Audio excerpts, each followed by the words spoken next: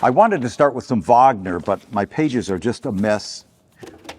Which one of the Wagner operas is this music from?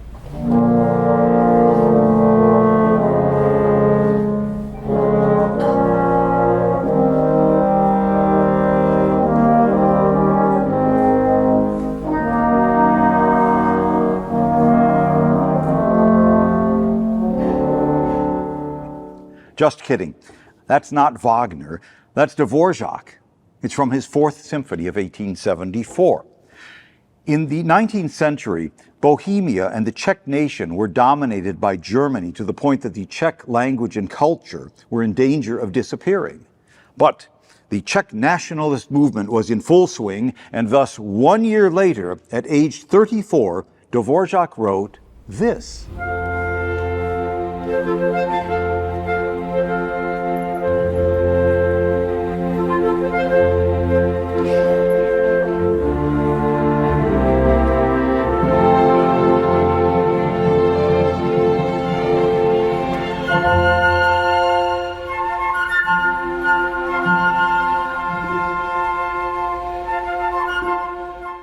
It's simple, fresh, evocative. It's like stepping outside on that first gorgeous spring morning. And it's so unique. It's Dvorak's great Fifth Symphony from 1875, just 1 year after that Wagner excerpt that he wrote. His career was now finally coming together, thanks in large part to Johannes Brahms, who took a special, almost paternal interest in the modest young Bohemian, who had now found his own voice. The Fifth Symphony is in the typical four-movement format, and that lovely opening theme played by two clarinets contains two little motifs, and Dvorak, like a true symphonist, will use them to build his structure as he goes. Again, the theme is this. The first motif is the triad, the F major triad, and the second is like a miniature horn call. And Dvorak uses both motifs to build his first full orchestral statement, but instead of a big repeat of this opening theme, we encounter the second theme, very energetic and boisterous. So here is this entire build-up.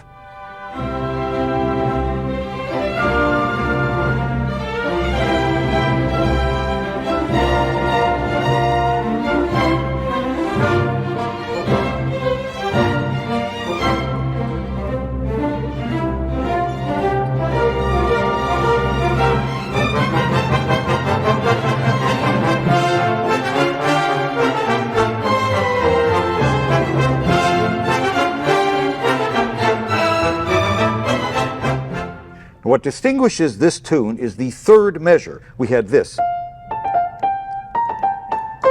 That syncopated accent combined with the raucous downward chromatic scale. And that syncopated figure, ba-ba, ba-ba, ba-ba, continues to gain in prominence until we reach the contrasting lyrical theme, the true second subject of this sonata allegro movement. And despite its lyrical character, this theme contains both the syncopated rhythm, da-dee-dee, rather smoothed out, and the sliding chromaticism. It is this.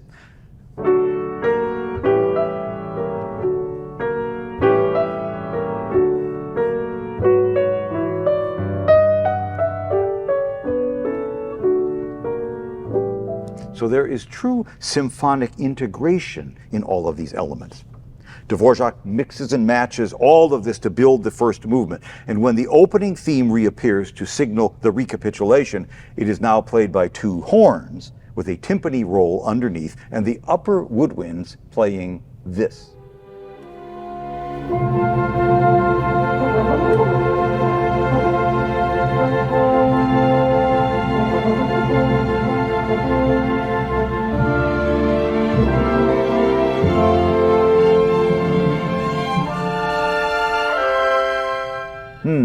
Sounds like a little leftover Wagner there. But near the end of the first movement, the lyrical theme is busy doing its recapitulation, played by the cello and horns, and as Dvorak moves around different tonalities and finally arrives back in the home key of F major, we hear one of the truly gorgeous passages of this symphony.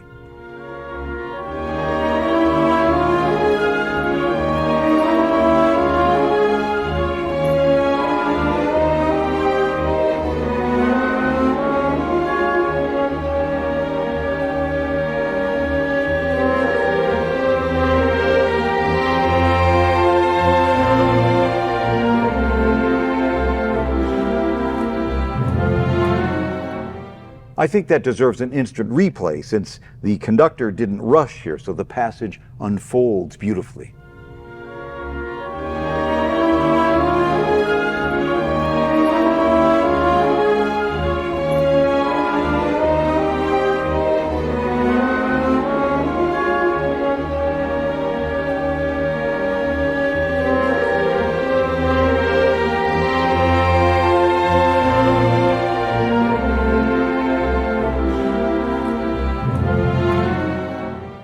That's a very basic overview of the first movement, which despite its occasionally boisterous character, is one of gentle, bucolic joy.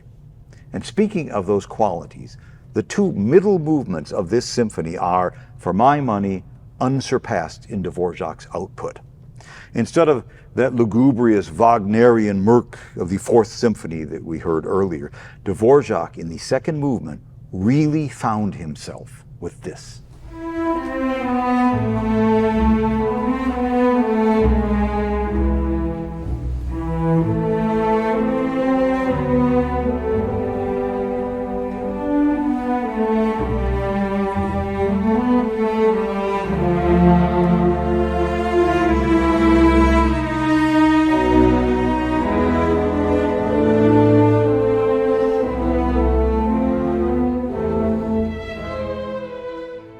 It's an elegant, wistful intermezzo. And he wasn't just writing lovely music here. It's very sophisticated.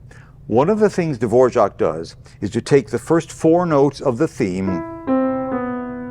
speed them up, and repeat them, forming a continuous accompaniment to the theme, so that you often hear the theme in its main form being accompanied by itself in the speeded up version.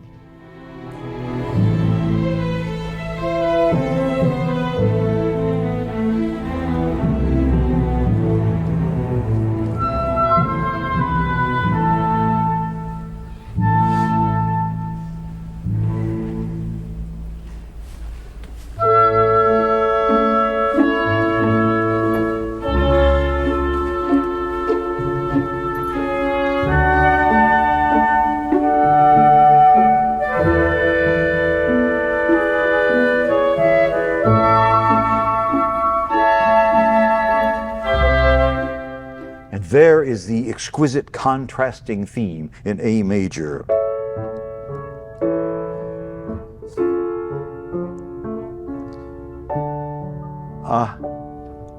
But I will leave it to you to discover that.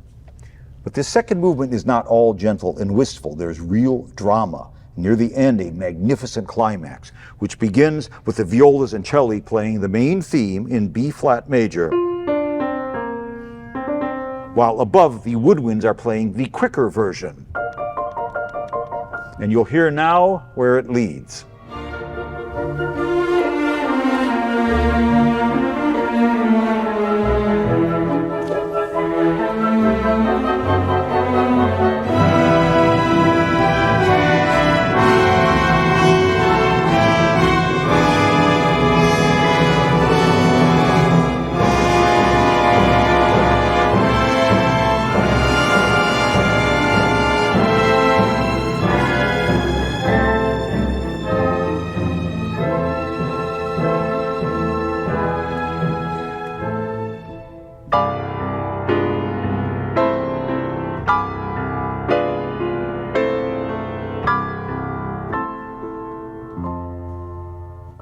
Again, that performance allowed the music to really unfold. This second movement dies away at the end, but instead of simply stopping taking a break and then starting the third movement Scherzo, Dvorak writes a transition, a bridge to link them. And it's based on the slow movements theme played by the cello.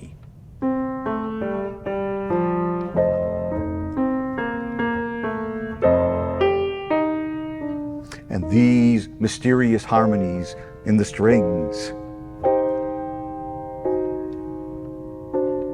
hovering, where will it lead? And then,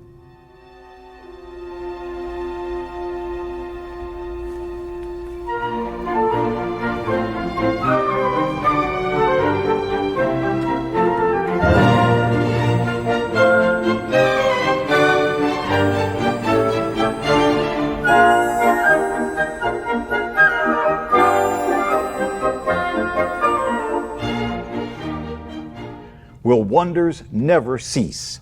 My goodness. Once again, this is very sophisticated music with striking harmonic modulations, uneven phrase structure, not to mention swirling strings and triumphant horns.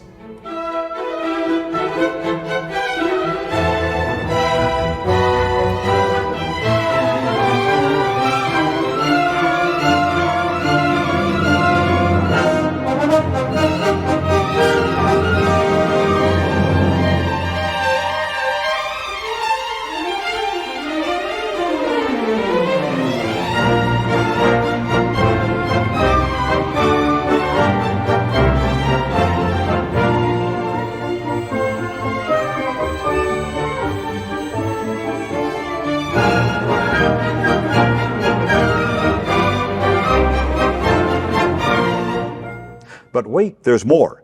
A proper scherzo has a trio, the contrasting middle section. So here's what Dvorak writes.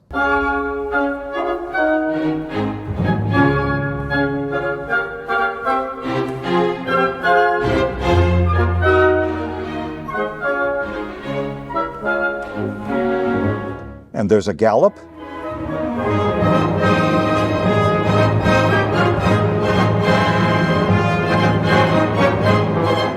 And a lovely closing.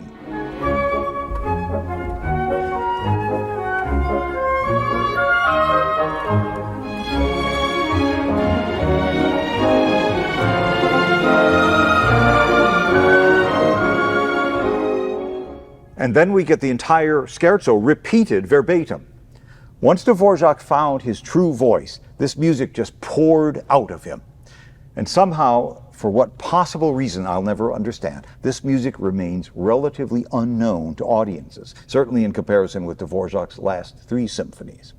I recall the Chicago Tribune's music critic, John von Rhein, writing that the Dvorak Fifth contains enough good tunes to stock a dozen standard symphonies. Yeah.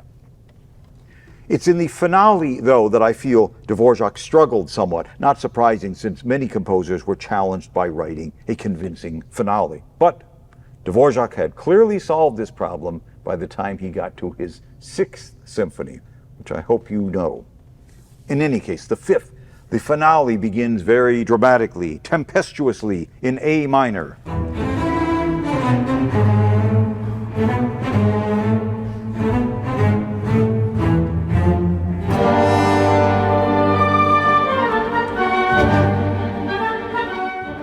And this theme, rising up the A minor triad, is related to the main theme of the first movement, rising up on the F major triad.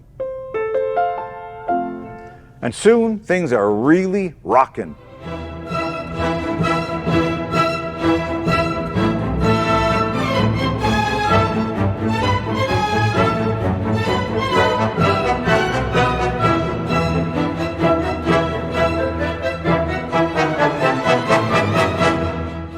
And Dvorak now moves into F major, the symphony's main key, and we hear the finale's main theme, bum ba da dum, now in F major.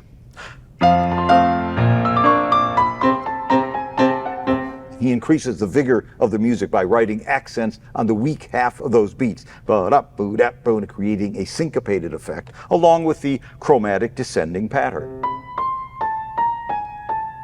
And you'll recall how in the first movement, that second theme, the rowdy one, featured this chromatic descent and that syncopation. So there's definitely real symphonic organization to the overall structure of the work because we're hearing the same things now that we heard in the first movement. But I've always felt that Dvorak is somewhat out of his element in writing dramatic music of this sort, almost like he was trying hard to be something that he wasn't, still wrestling with that Wagner thing. But that's my opinion, which makes little difference, especially when we now encounter a most unusual, alluring melody, which is the finale's secondary lyrical theme. It is this, and it begins in the key of D flat major, like so.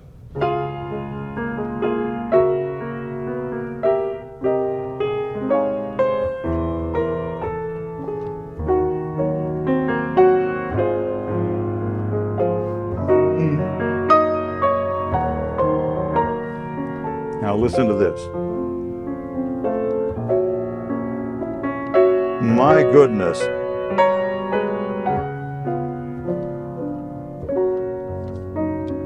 I could just keep going on and on. I mean, the harmonies just keep shifting around. They're so unpredictable. And this gentle promenade rhythm underneath. Ba-ba-bum, ba-ba-bum, and the way the melody just keeps arching above. It's just so good.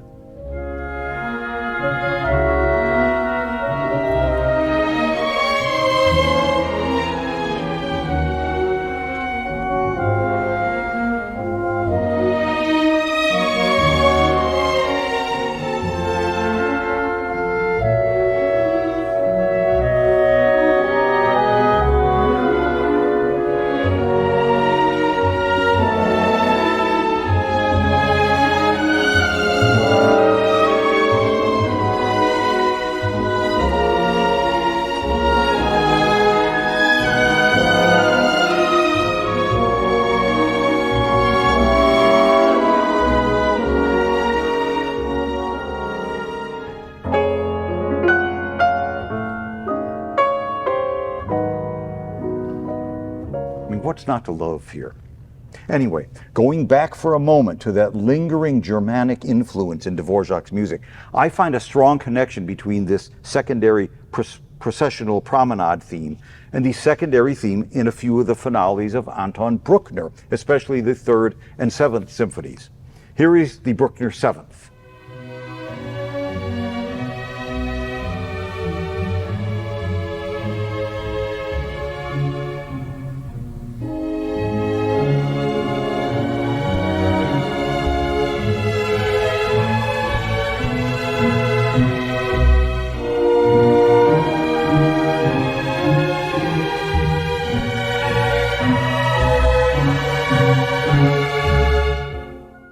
And in both of these themes, Bruckner and Dvorak, the harmonies are the key to their character, with continual, unexpected, alluring twists. In Bruckner,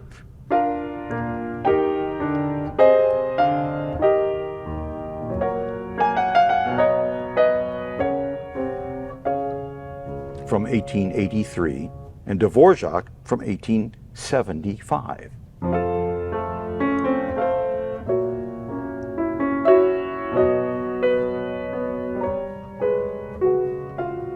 Musicians, of course, love this sort of detective work, and I love this sort of harmony.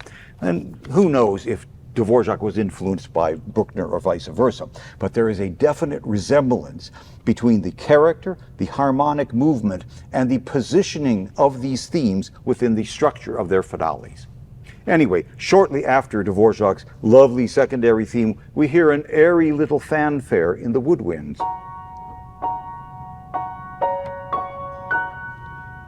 Based on the common triad, and possibly related to the very opening theme from the first movement. Is Dvorak setting us up for a triumphant return of this opening theme, perhaps blasted out by the trombones to close the symphony? We will see. One last passage that I want you to hear as that lovely secondary theme, which I just can't get off of it. It's making its final appearance. Dvorak extends it into another astonishingly beautiful episode, which includes this sequence. You know, it's this. Here it is.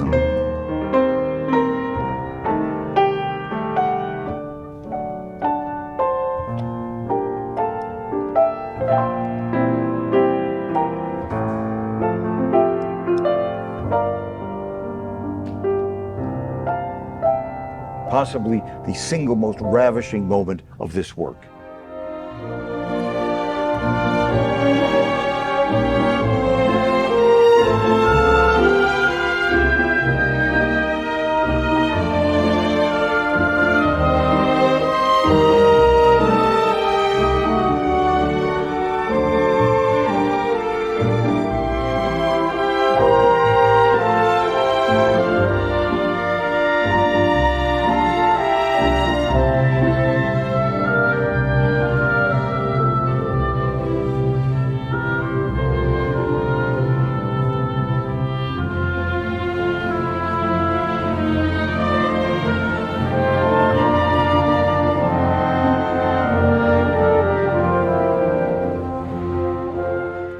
I know I'm talking about this symphony as if it's the greatest music ever written. It's not, and I'm aware of that. But how a work such as this, again, by a major popular composer that contains so much immediately appealing beauty in addition to its fine craft, how such a work barely manages to hold its place on the fringes of our repertoire is totally beyond me. And if you don't know it, I'm hoping that you now will have discovered a new favorite symphony. So thank you very much for watching. Please subscribe, please share this, please like, and that's right, I forgot about that opening theme. Returning at the very end in the trombones, maybe combined with the finale's main rhythm, bum da, da da da da, perhaps say in the trumpets.